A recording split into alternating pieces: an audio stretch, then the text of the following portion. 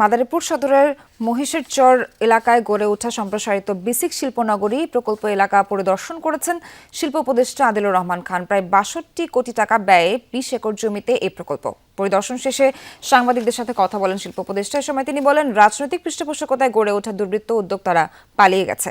দেশপ্রেমিক উদ্যোক্তাদের বিনিয়োগ বাড়াতে কাজ করছে অন্তর্বর্তী সরকার।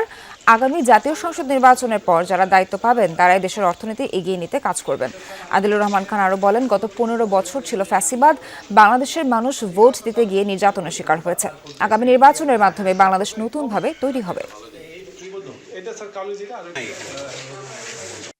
রাজনৈতিক পৃষ্ঠপোষকতায় দুর্বৃত্ত উদ্যোক্তা এরা পালায় গেছে এবং সে কারণে যেই চ্যালেঞ্জিং সিচুয়েশন কিছুটা হয়েছে, সেটা যারা বাংলাদেশের জেনুইন উদ্যোক্তা, দেশপ্রেমিক উদ্যোক্তা, তারা কিন্তু কাজ করছে না। আপনারা তো দেখলেনই, এই উদ্যোগ চলবে